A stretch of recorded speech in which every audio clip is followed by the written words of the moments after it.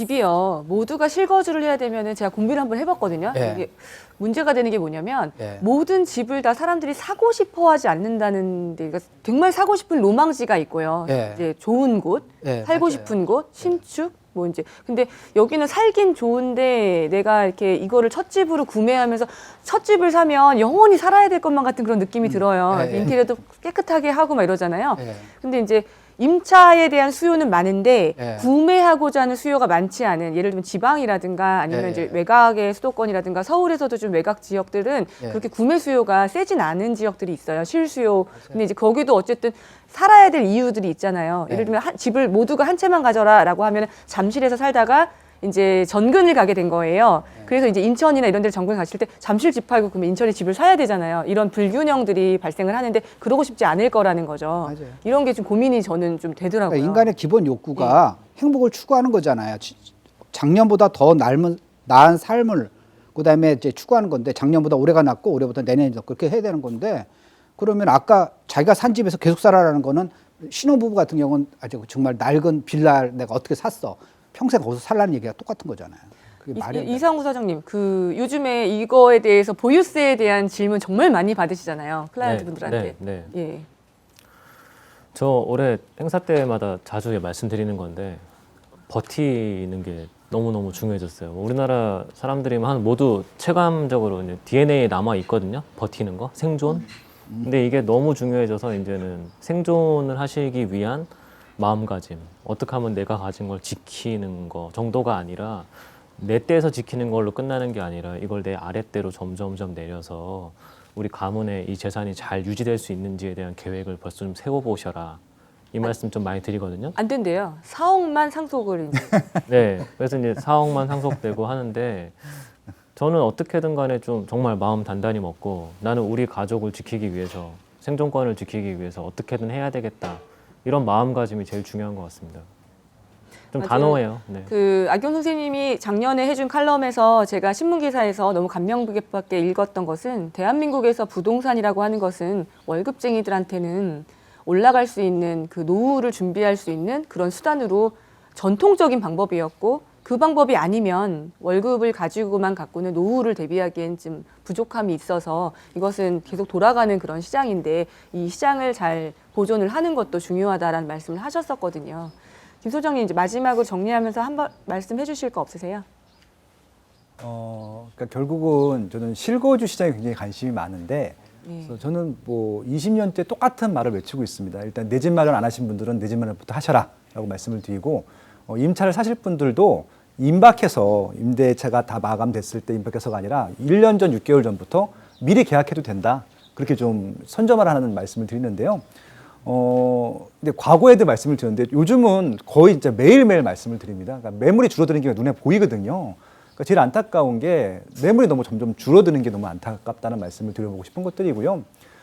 다행히 이번 정부에서 정말 유일하게 잘했던 정책이 무주택자들한테 좀 혜택을 좀 많이 줬어요.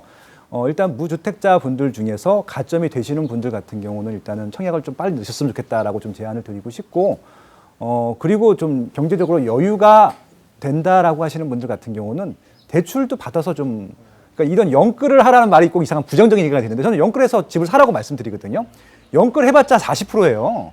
예, 그러니까 90%, 100% 받을 수가 있는 게 아니기 때문에 영끌 해봤자 40% 대출 받는데 그거 받아서 집 사는 것들은 충분히 전 좋은 방법이라고 생각을 하는데 그만큼 적극적으로 좀 나설 필요가 있다라는 말씀을 드려보고 싶은 것들이고 정책을 만드시는 분들한테도 좀 제안을 드려보고 싶은 게 그냥 솔직하셨으면 좋겠거든요.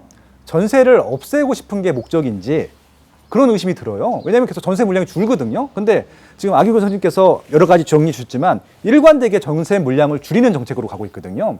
그럼 결국은 자가랑 월세 두 가지만 갖고 가겠다는 얘기인지 그러면 명쾌하게 해주셨으면 좋겠어요. 근데 지금 많은 시장에서의 임차인들 같은 경우는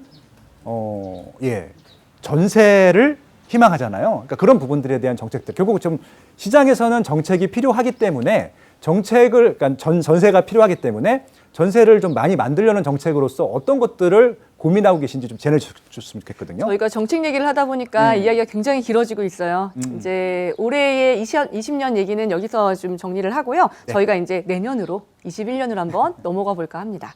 자, 주제 토크 세 번째입니다. 내년 부동산 핵심 이슈에 대해서 제가 여쭤볼 건데요. 키워드에 대해서 먼저 한번 딱딱딱 찝어주시고 그다음 이제 이슈 넘어갈 건데요. 아기홈 선생님, 예. 내년 부동산 핵심 이슈 키워드로 꼽아주신다면? 큰일 났다 전세시장. 큰일 났다 전세시장. 김 소장님. 입주 물량 급감. 입주 물량 급감. 네. 이상우 사장님. 혼란하다 혼란해. 혼란하다 혼란해. 자, 자연스럽게 주제 토크 네 번째로 넘어가 보도록 하겠습니다. 내년 시장 그래서 어떨 것으로 예상하시는지 김 소장님 먼저. 네. 네. 그러니까 좀 희망적인 얘기를 드리면 좋겠는데 일단은 두 가지 측면에서 조금 걱정이 돼요. 일단은 시세가 올라갈 것 같아요.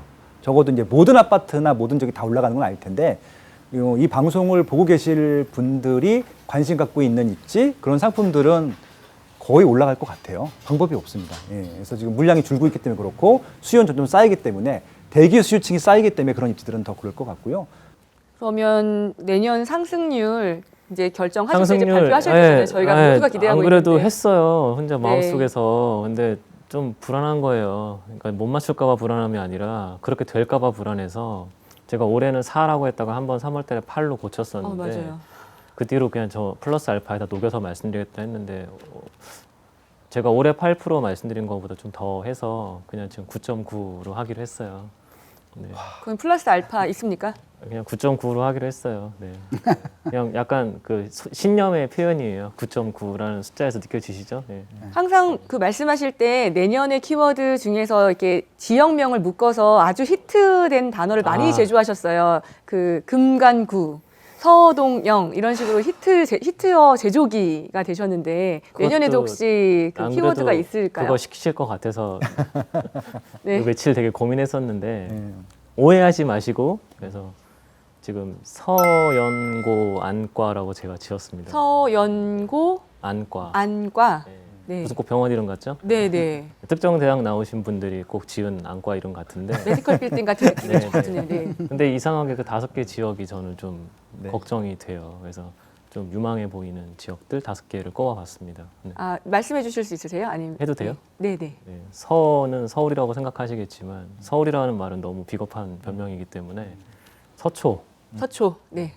연은 다들 좀 오해가 있으신데 연제 연제. 모르는 분들 많으실 거예요. 부산의 연제고 그다음 옆에 동네구도 사실 네. 거의 같이 보고 있고 고. 고는 고양, 고향. 고양이, 고양. 네. 안은 안양, 안양. 과는 과천입니다. 과천. 예. 그 부산이 사실은 해수동 중심으로 그 바다 중심으로 좀 많이 상승을 했다면 이제 조금 안쪽을 볼 때가 되었다라는 말씀을 해주신 것 같고요. 이주연 네. 대표님은 키워드 생각한 거 없어요? 키워드? 저 잘못 얘기했다가 얼마 전에 뉴스에서 하락론처럼 비추면서 제가 하락론자는 아니잖아요. 이거 생방송이니까 누구나 다 괜찮을 것 같아요. 아시다시피 제가 하락론자는 정말 아닌데 저는 시장론자죠. 근데 내년에 정말 이렇게 키워드를 쫙 뽑아봤거든요. 정말 상승할 키워드가 너무 많으니까 오히려 마음이 불안해졌어요. 내 마음이.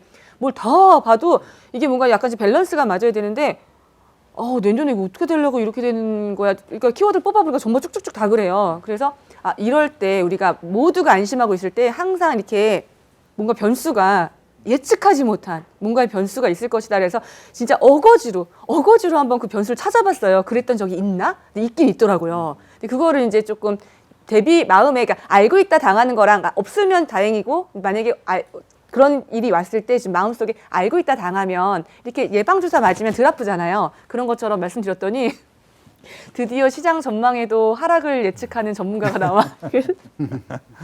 네, 그랬었어요. 그래서 내년엔 정말 오를 여지가 거의 뭐 백발백중인데 그 중에서 혹시라도 지금 상승장이 많이 길어지고 있고 뭔가 이런 내부적인 요인이 아니라 뭔가 외부 변수 에 의해서 혹시라도 변수가 발생하면 좀 대비 안 되신 분들은 좀 충격받으실 수 있으니까 특히나 새로 내 집 마련하시는 분들 걱정이 안 돼요. 그런 분들 말고 다다익선 많이 해놓으신 분들, 영끌까지 해서 투자를 많이 해놓으신 이제 이렇게 실수요자가 받쳐주지 않는 지역에 다다익선 해놓으신 분들이 계세요. 이런 분들은 그런 충격이 왔을 때 정책에도 많이 흔들리시거든요. 근데 변수가 올 때는 정책으로 흔들릴 때보다, 그러니까 정책으로 흔들릴 때랑 변수로 흔들릴 때 두 가지가 있는데 이게 변수로 흔들릴 때는 정말 휘청하거든요. 요걸 대비하라는 말씀이었어요. 예. 변수가 뭐가 있을까요? 변수가 그 변수를 알 수 없죠. 알 수 없죠. 예전에 이제 리먼 사태 벌어지거나 이런 변수를 저희가 알 수가 없으니까 이제 그런 것들 아직 그러니까 정말 인디언 기우제를 지내는 거예요. 너무 올라가니까 좀 덜 올랐으면 좋겠다라는 마음으로 쉬어갔으면 좋겠다. 안경 선생님 내년 시장 어떻게 보세요? 매매 시장 같은 경우는 올해 정도 그 정도로 보면 저는 그렇게 보고 있고요. 그러니까 근데 이제 전세 시장은 올해보다 한 2배 이상 더 오를 거다. 그러니까 전세가 저 문제고 매매도 이제 매매 시장도 과거 같은 경우는 이제 약간 흥미로운 게 과거 같은 경우는 지방이 많이 오를 때는 수도권이 약간 적게 오르고 또 지난 몇 년간은 수도권이 많이 오를 때는 지방이 적게 올랐거든요. 그러니까 근데 내년도에는 그게 아니라 수도권도 오르고 지방도 오르는 이런 시장이 될 거고요. 물론 그 안에서도 차별화는 분명히 이제 벌어지는 거고요. 그래서 매매 시장은 전반적으로 이제 강세를 보이는데 그보다 더 우리가 이제 좀 조심해야 될 게 전세 시장 같은 경우는 올해보다 최소한 2배 이상 더 오를 거라 생각하시면 될 거예요. 다들 이제 전세 시장에 대한 우려를 굉장히 표명해 주셨는데 제가 그 29일 날 10월 29일 날 세미나를 한번 했는데 거기서 말씀드린 게 그 18년도, 19년도, 20년도에 느끼셨던 그 매매가 상승은 사실은 주택을 구매하는 일이었기 때문에 구매하건 안 하건 그건 개인의 의지고 살 집은 다른 문제였잖아요. 기분이 나쁜 거죠. 집을 안 사서 집값이 올랐어. 내가 참여하지 못해서 상실감, 박탈감, 이제 이런 화남. 근데 내년의 문제는 전세에 대한 문제이기 때문에 또 고민을 해보면 계속 얘기가 반복되고 있지만 전세에 대한 문제가 전세가 급감하고만 있지 해소 방법이 전혀 없는 상황에서 지금 이 일을 맞이하고 있고 내년에 볼 그 임대 물량은 저희가 봐도 뻔한 문제잖아요. 이건 생존의 문제이기 때문에 내가 살 집이 없어져서 이제 이사를 나가야 되는 이런 상황이 왔는데 이제 이사 나가야 될 집이 생각했던 것보다 훨씬 더 많이 올려줘야 되는 이런 상황이 닥쳤잖아요. 내년엔 모두가 정말 분노의 시대가 될 것 같다 그래서 저는 키워드를 분노로 잡았거든요. 내년에는 이렇게 이런 전망이나 이런 방송도 마음 편히 못할 것 같다는 생각이 들어서 제가 인디언 기호지를 지내는 거예요. 내년에 조금 쉬어갔으면 좋겠다. 제발. 이런 이제 마음을 먹었었어요. 자, 이제 정말 모두가 우울한 상황에서 한 가지 희망 키워드가 있다라고 말씀해 주셨는데, 자, 그 이슈 왔습니다. 주제 토크 5번째입니다. 내년 신규 청약 대기자들이 주목해야 될 지역이나 사업진에 대해서 여쭤볼 건데요. 자, 청약은요, 지금 기다리고 있는 분들한테 좀 지루한 시장이에요. 예정된 물량이 자꾸 소화가 안 돼요. 이렇게 분양 예정지 하면 쫙 보면 마음이 너무 설레거든요. 야, 여기 분양 드디어 하네. 어머, 여기도 해? 여기도 해? 근데 그게 기다리다 보면 안 하는 거예요, 분양을. 자꾸. 이제 저희가 이제 정말 기다림에 지쳐가는 3년을 기다렸어요, 3년을. 지쳐가고. 자, 내년에 분양 물량 터져줄지 조금 궁금하기도 하고요. 자, 내년에 신규 청약자 대기자들이 좀 주목해야 될 지역이나 사업지가 있을지 한번 점검해 보고 싶은데요. 이번에 아기원 선생님 먼저 한번. 보시는 지역 있으세요? 저는 이제 아까 지역 그러니까 구체적인 지역은 이제 제 얘기를 안 하는 사람이기 때문에 저 몰라서 하는 게 아니라 전 투자자를 했잖아요. 저거 투자하는데 모를 수가 없죠. 근데 이제 하게 되면은 이제 여러 가지로 부작용이 있으니까 안 알고 전반적으로 시장을 얘기해 드리면은요. 내년에 가장 큰 이슈가 뭐냐면 하반기부터 3기 신도시 사전 청약이 들어가요. 그러니까 분양을 하는 게 아니라 이제 사전 청약을 하는 거죠. 그러니까 분양을 하려고 그러면 법적으로 일정한 이제 부지를 확보하고 일정한 건물이 들어간 다음에 해야 되는 건데 그렇게 하려면 사람들이 못 기다리니까 먼저 이제 은행 가서 번호표 먼저 뽑아라 그거거든요. 번호표 뽑는 거랑 똑같은 겁니다. 사전 청약이 들어가면은 아무래도 그 이제 시장에 영향을 끼쳐요. 그래서 이 청약 시장이라는 게 내가 집을 사는 게 아니라 신청해서 그다음에 이제 입주할 때까지 시간이 상당히 걸리고 입주한 다음에 거기서 이제 실거주 2년을 해야지 그다음에 이제 팔 수가 있는 거니까 굉장히 긴 호흡을 해야 되는 거예요. 그러니까 내가 당장 이제 청약돼서 좋다라는 게 아니라 과연 내가 5년, 7년 후에 과연 그냥 일반 구축 산 거나 아니면 딴 거, 뭐 주식을 한 거나 이거보다 과연 내가 더 수익을 거둘 수가 있는가 또는 내가 손실을 받지 않는가를 좀 생각을 해야 되니까 최소한 기본적으로 3기 신도시보다는 입지가 좋아야지 3기 신도시 물량이 많기 때문에 3기 신도시보다 입지가 떨어지면은 조금 물론 이제 물가가 오른 거 뭐 돈가치 떨어진 것까지 감안하면 크게 손실은 안 나겠지만은 그래도 이건 괜히 했네라는 후회할 수가 있기 때문에 그건 약간 옥석을 가릴 필요는 있다라고 말씀드리고 싶어요.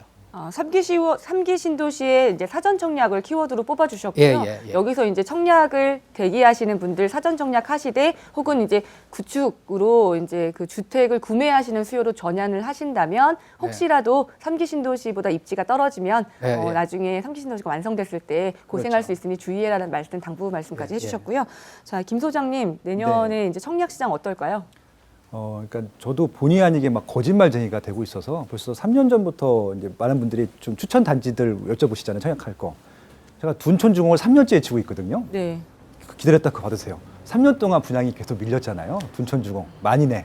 아마 대한민국 재건축을 아시는 분들은 다 알고 있는 그러니까 강남권의 제일 뭐 큰 단지죠. 그러니까 일반 분양분이 4,000세대가 넘으니까 5,000세대 가까이 되니까 그런 것들은 좀 청약 가점도 낮을 것이고 기회가 줄 것이다라고 말씀을 3년째 드리고 있는데 올해 또 드리네요. 내년에는 하길 바라면서 일단 그렇고요. 아이건 선생님 말씀한 대로 내년에는 3기 신도시 청약 때문에 일단은 청약 수요들을 좀 묶어둘 거예요. 근데 이제 실질적으로 좀 이게 좀 당부를 두고 싶은 건 뭐냐면은 사전 청약은 본 청약이 아니거든요.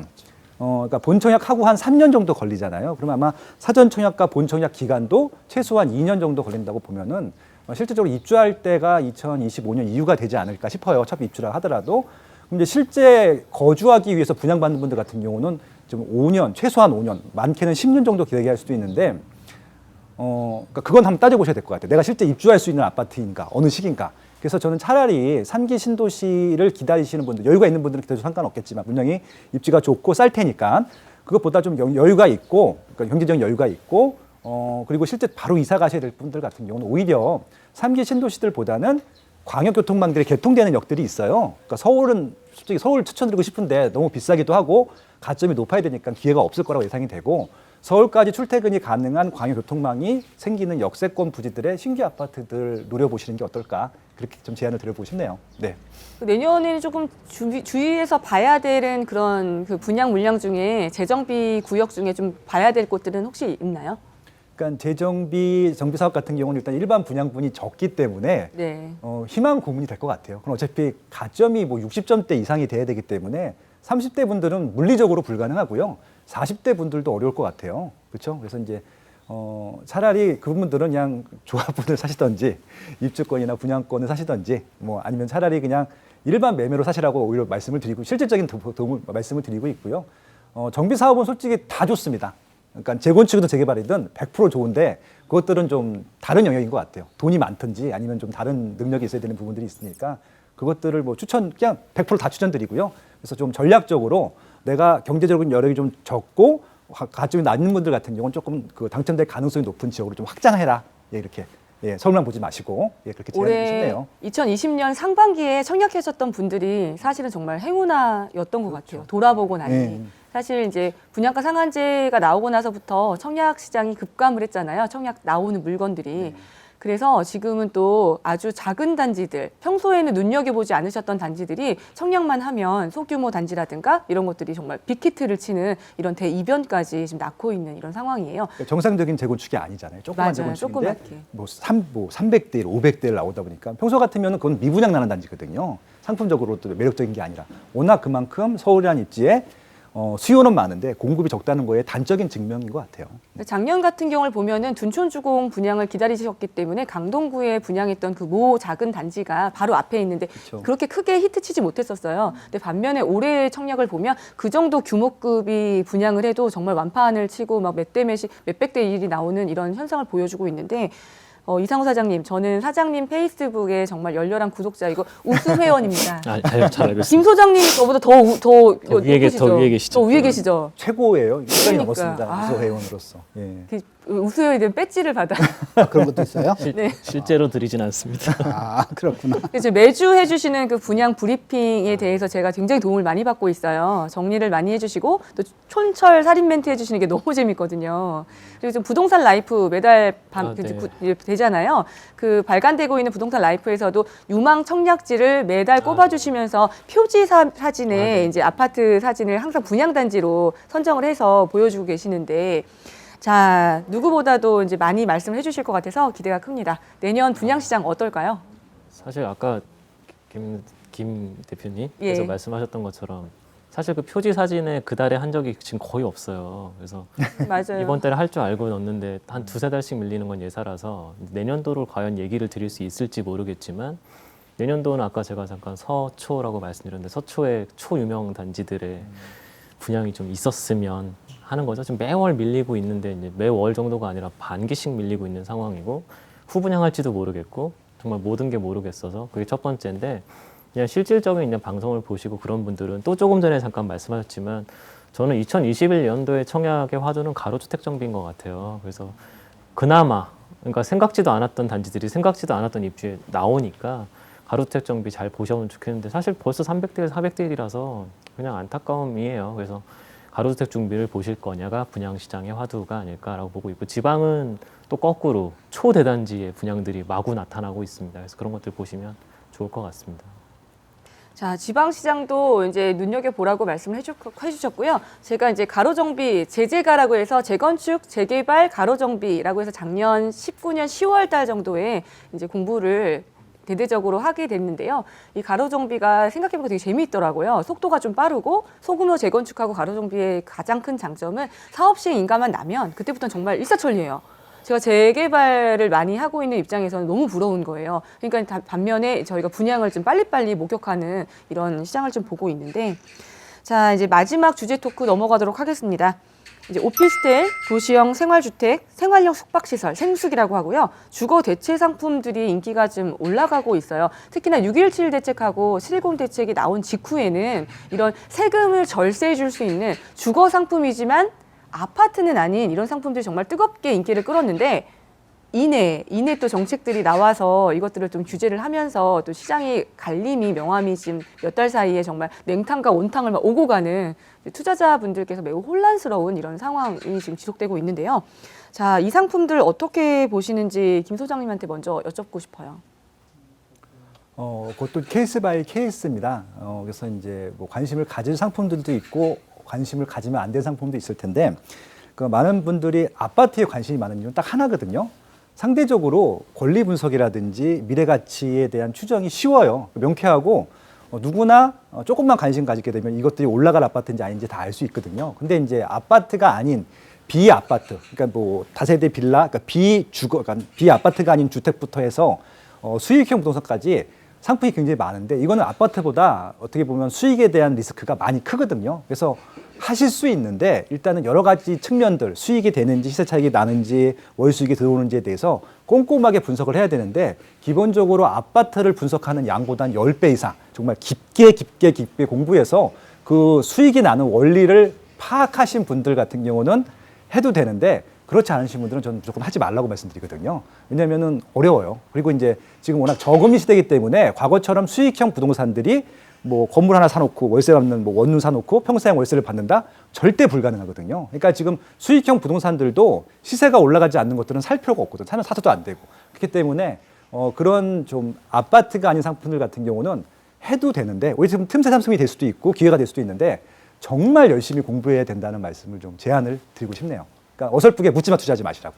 악용 선생님 이제 의견을 먼저 들어보고 그다음에 이제 이렇게 돌아갈게요. 예, 악용 선생님 준비하신 내용이 있다고 들었어요. 예.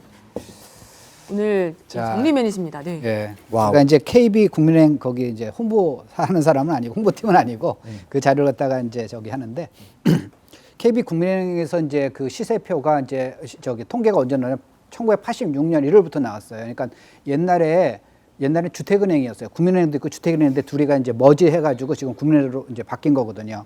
근데 이제 주택은행 통계가 옛날부터 계속 있었던 거죠.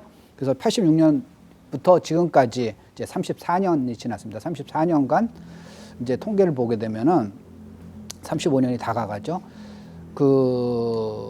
이 지난 여기 파란 색깔이 이제 서울이고요. 여기 이제 빨간 색깔이 이제 광주예요. 그래서 가장 그러니까 통계가 이제 거기서는 이제 그때는 소규모 도시는 안 되고 이제 대도시만 나왔어요. 그래서 가장 많이 오른 게 서울이고 가장 적게 오르는 게 광주예요. 그래서 지금 현재 보면은 아파트에 보면은 광주 상승률보다 서울의 상승률이 이제 2배 이상 올랐고요.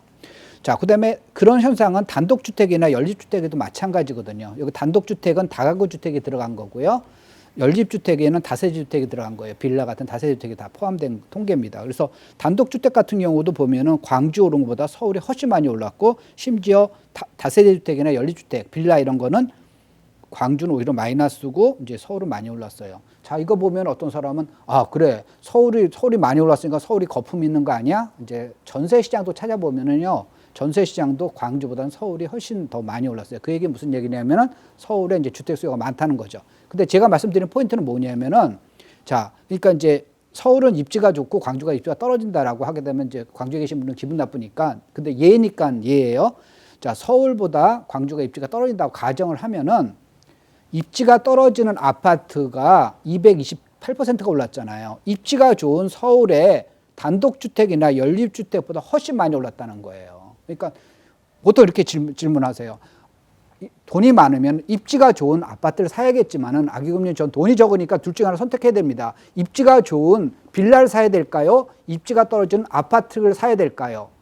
그거에 대해서 저는 통계를 제시하는 거죠. 근데 그 지난 35년간의 통계는 입지가 떨어지는 곳의 아파트가 입지가 좋은 곳의 빌라보다 훨씬 많이 올랐음을 얘기하는 거예요. 그러니까 우리가 빌라 이런 거 되면 환급성 굉장히 떨어지고 다가주택 환급성 굉장히 떨어지고 시세 차익 그 집값 오르는 것도 굉장히 적다는 거죠. 그래서 거기가 꼭 재개발이 확실히 된다라면 오케이. 그러니까 나중에 향후에 아파트가 보장이 된다 그러면 오케이. 근데 그게 아니라고 그러면은 단순히 싸다는 것만큼 들어가게 되면 좀 곤란하죠.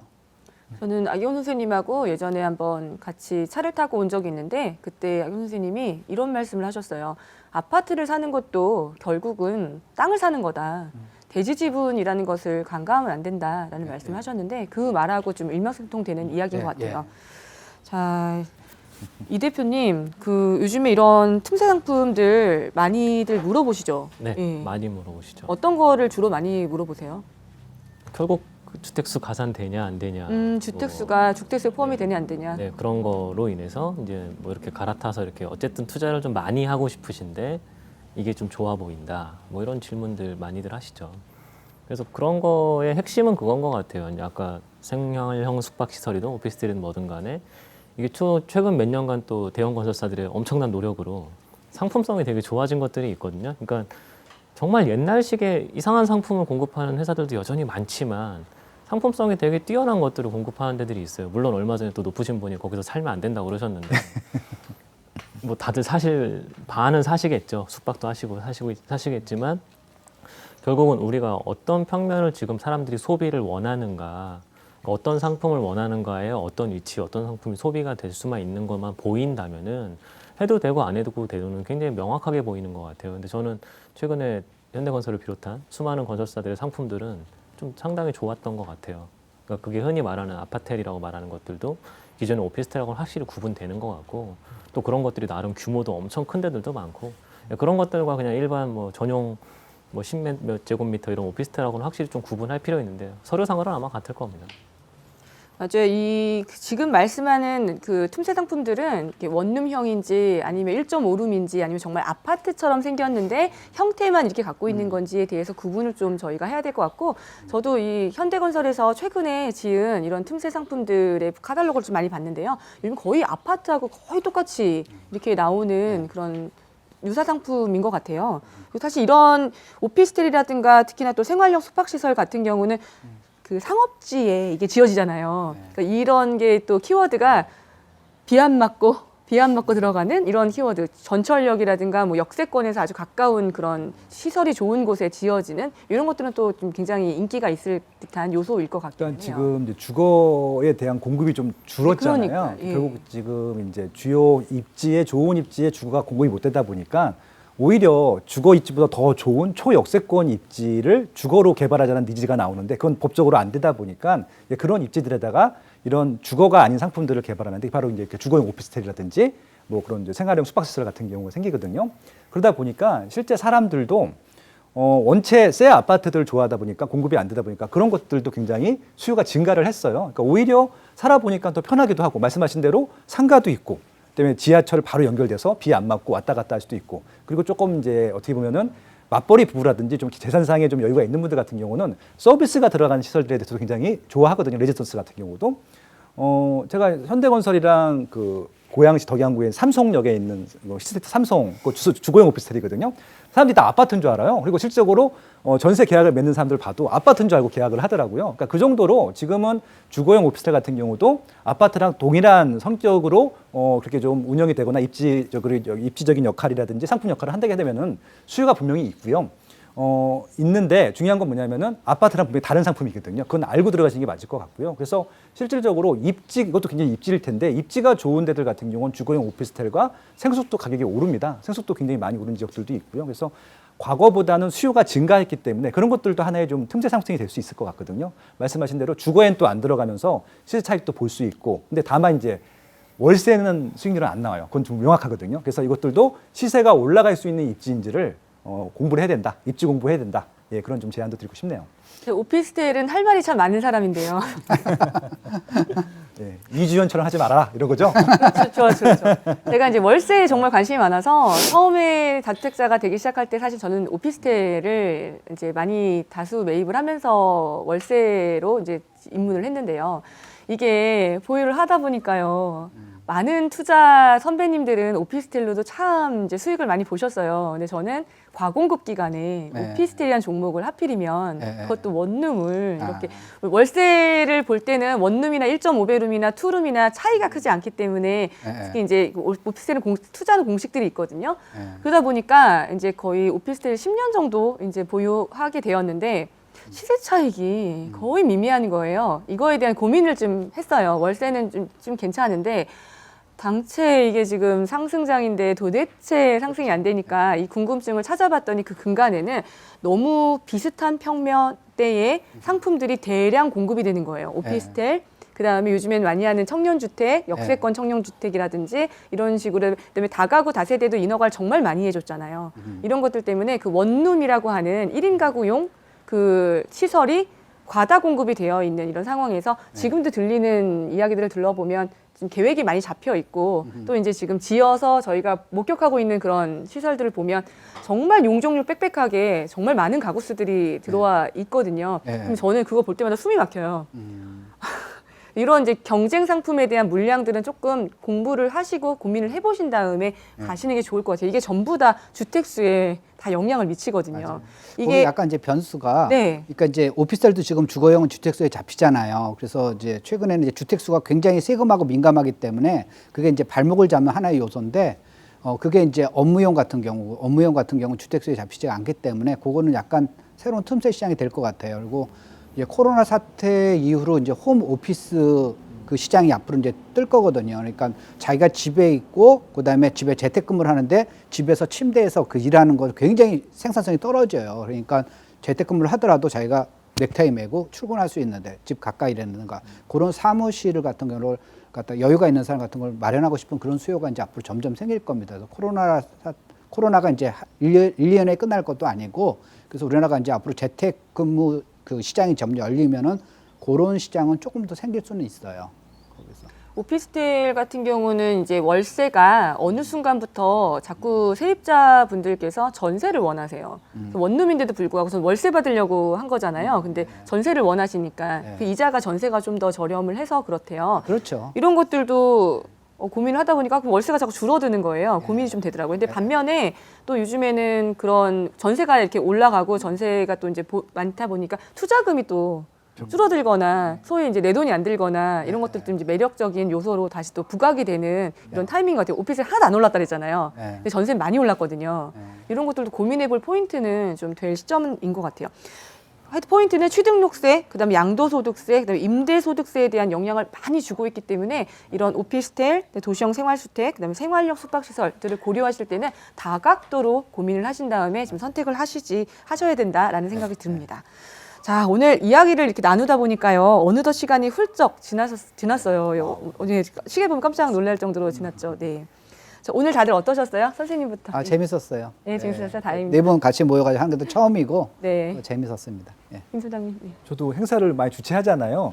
요렇게도 해보고 요렇게도 해보고 이렇게도 자주 하잖아요. 근데 이렇게 4명이 모여서 하는 건 처음이어갖고요. 제가 워낙 평소 20년 동안 존경해온 악용 선생님과 제가 정말 제일 존경하고 사랑하는 후배 이상우 대표, 그다음에 또 저희 분신 같은 일정부터랑 같이 했다는 것만으로도 좋은 추억이 됐던 것 같고요. 저희끼리 너무 재밌었던 것 같아요. 또 보시는 분들도 아마 충분히 또 재밌으시지 않았을까 그렇게 좀 생각을 합니다.